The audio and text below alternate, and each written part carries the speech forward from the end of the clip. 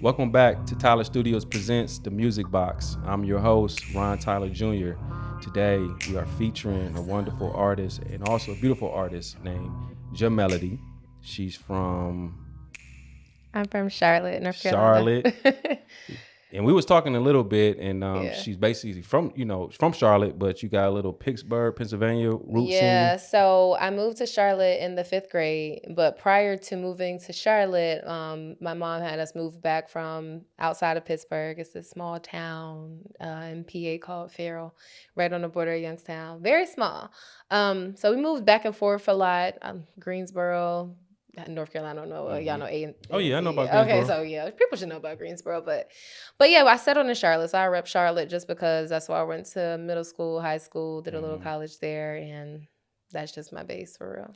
That's cool, and it's too bad you don't rep Pittsburgh because I got family there. My All my dad from family's from Pittsburgh. there. I'm not a Steelers fan. I'm a Browns fan because I'm originally from Cleveland. So my parents Okay. they end up meeting in Cleveland. Okay. But I still rep Pittsburgh a lot because that's the second half of my family. Yeah. So Okay. big up to my family in Pittsburgh. Y'all better be watching this.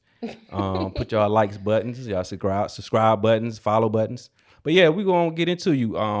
So I like to say R&B artist because you really sing like some good music. Thank you. A like soulful music. Thank you. And so we got a few questions for you, and Okay. hopefully you can answer for us, and we just take it from there. I'll think about it.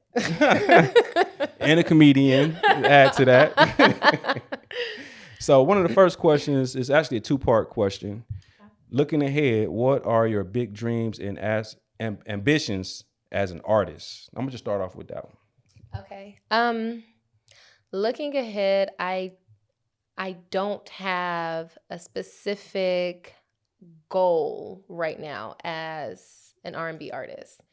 And why? I'm gonna tell you why. I used to I feel like I used to subscribe to this ideal that to be an artist, to be a successful artist, that I needed to go all the way, get signed to a major label, win a Grammy, and that was just the pinnacle of that's how I knew I would be successful. And I was signed a couple times to some indie labels, and I had a song circulating on radio Southeast, going all the way up to New York. Hot 97 was playing it for a little bit, but I never got to that place that I thought in my mind was like, this is how you know that you've made it as an artist. And now I've just kind of grasped the concept that I don't want to put myself in a box. You know what I mean? Like if I feel fulfilled putting an album together or writing a song and recording the song and putting it out and having no backing or just doing it myself, and I feel fulfilled in doing that, then that's success to me, because now I don't have to feel like I have to be validated by anything external, anybody or any platform. I just feel like if I was able to do what I said that I wanted to do, whatever happens with it, once I put it out there, happens. And I've just let go of the attachment to the outcome, No, that's a good point Yeah. because a lot of artists, when they, especially in music, they, it's all about the fortune and fame.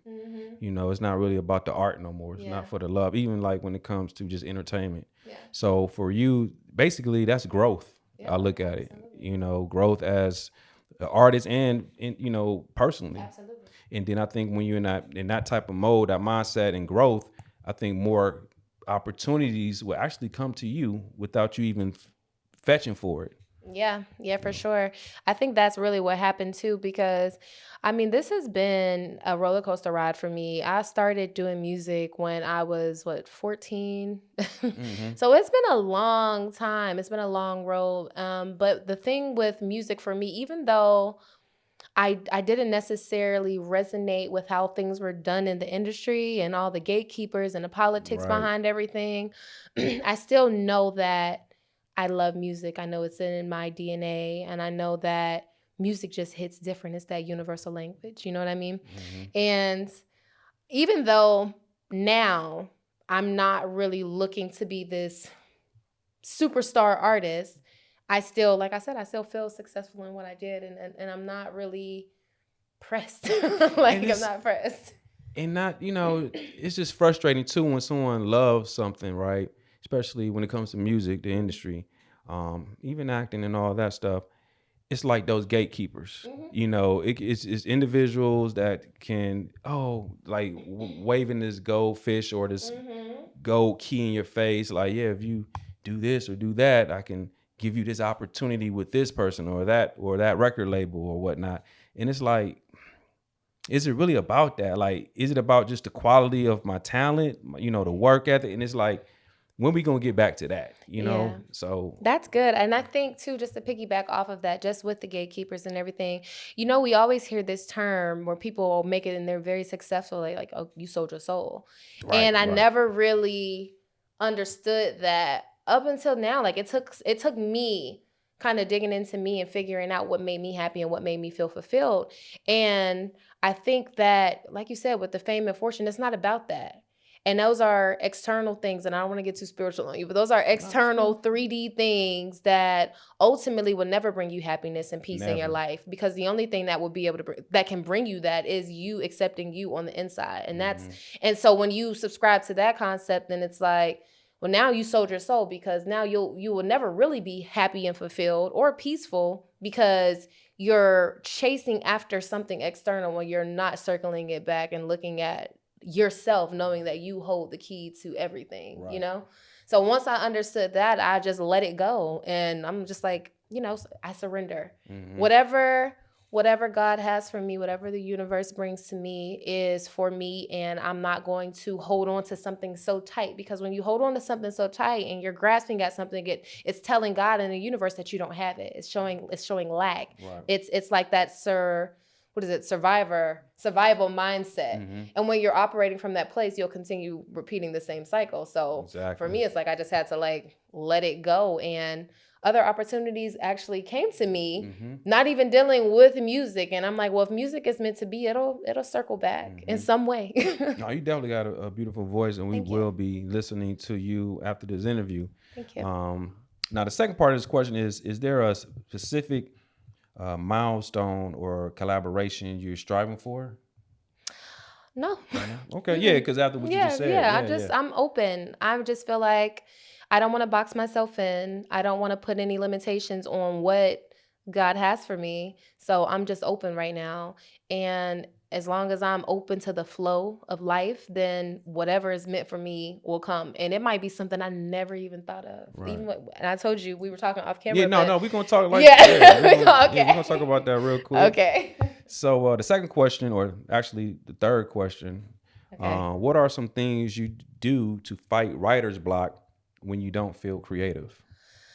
Yeah, that's a good That's one. the thing, yeah. Yeah, that's a good one. And I think this is crucial as an artist, as a creative, or just even as a person. You don't even have to be, but as an artist, when you fight those blocks, I meditate. But I've been meditating for me on my personal journey, on my spiritual journey, just getting to know myself. But on the opposite side of that, when I am doing something creative and I find myself blocked, I have to go sit in quiet. I have to be in stillness and literally just free my mind. Because 9 times out of 10, when you are experiencing a block, a creative block, something is trying to get your attention. And it's not until you can sit in that solitude and just literally quiet your mind and meditate and let it flow, and then it'll come back up. And usually when I do that, like, I'll just flow right after that. Everything just comes back to where it was.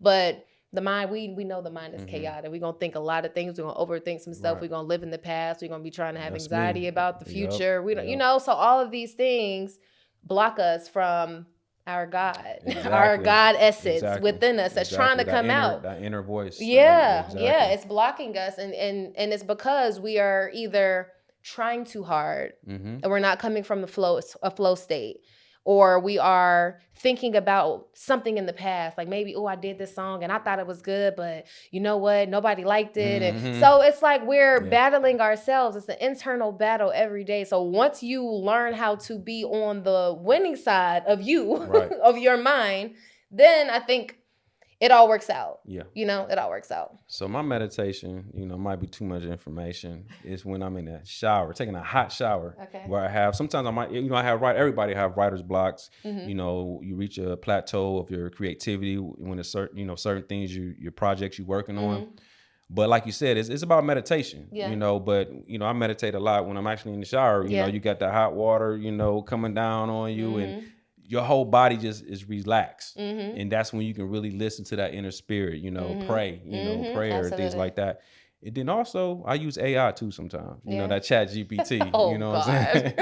I use that, I'll put it in there. I don't know if you use that or ever used it or, No. deal with that. Not for writing, no. Not for writing. But, but I've used it before. But like I said, stuff. you can tell it, it will end up writing how you write if you feed it the information of how you write to them. I said to them. See, to them.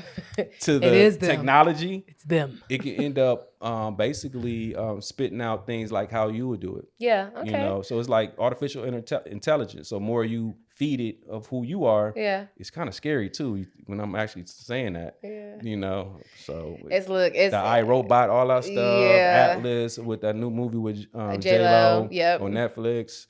Yeah, it's kind of scary, but at the same time, not just where the world is coming to. It's revolutionary. It's you just keep up with the times, you have to, because it's always change. Change is always going to happen. We just have to be able to adapt. Exactly. Even when the internet came, everybody was scared of it. Everybody, no technology, no Google came out. Look at it, everybody. And look at it, can't live without it at this point. You can't subscribe to the ideals of fear. Like you can't. Don't allow yourself to fall victim to that, because the world is going to go with or without you. So, I mean, either you're going to figure out if you see something that's not right, or I don't like this, then do something to create that change. Like create the change that you want to see. Because if you're only going to sit there and complain about it, you're not adding to anything but the pendulum of it actually happening. So you might as well shut up or get with the program. What's his name?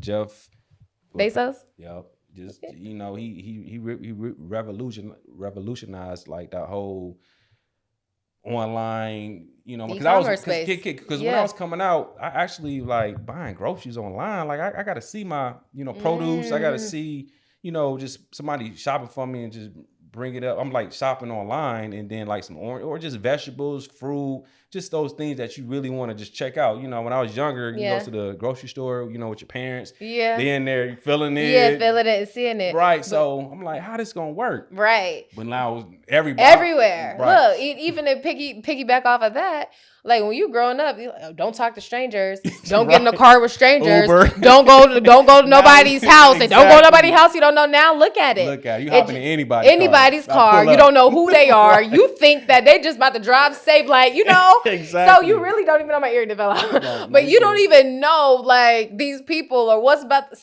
But it just shows you how the time is going to change. It's going to things are going to evolve with or without us. So we might as well, even if we like it or we don't, you're going to conform in some type of way because it's going to happen. It's going to happen. Oh, that's so interesting. Yeah. We can go on and on. We can definitely go on and on. But this is the last question for you. How does your music make you feel when you listen to it? That's a great question. So I don't really listen to my music anymore. And I say that to say music for me, and especially the album. So I dropped the album back in December called Jaded Reloaded. And it was really an extension of an EP I dropped in 2020. And we all know what happened in 2020. Yeah. So, but it was therapy for me. And that album was a part of my healing and just my self-discovery. And I needed to let it out and to grow from that space.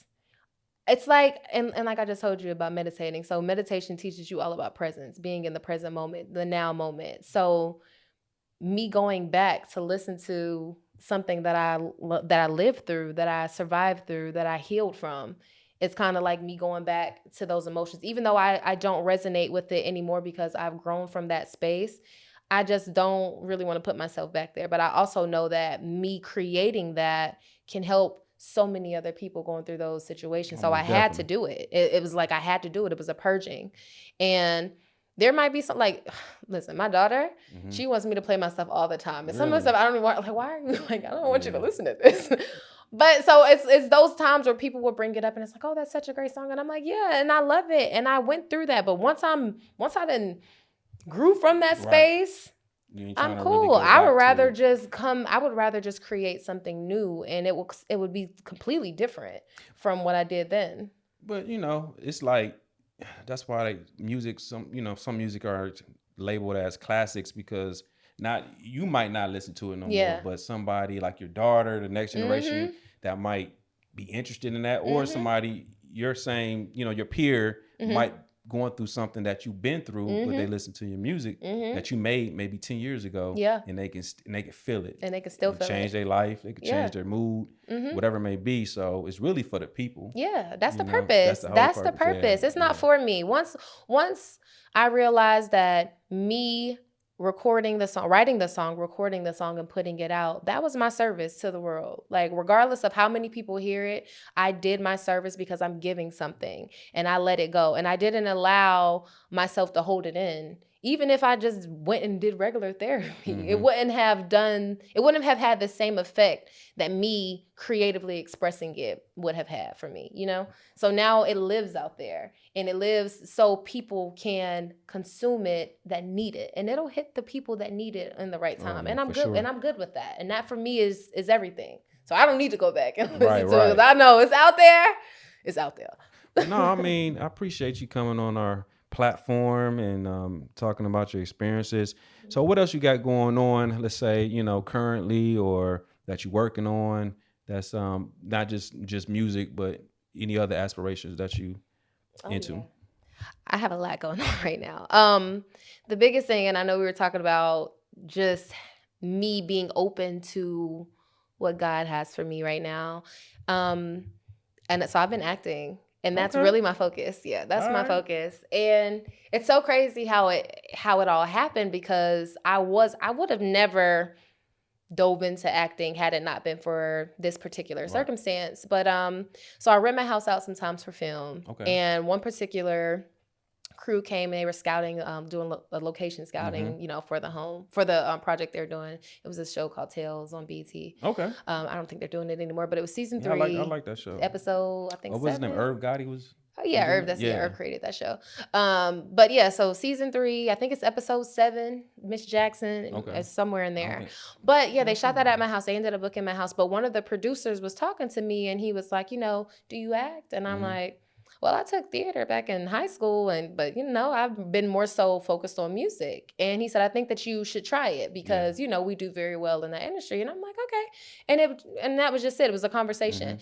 And a few months went by, and he contacted me. He said, hey, I got a project coming. I think that you should try. You should, I'm going to submit you for it. And I'm like, okay, cool.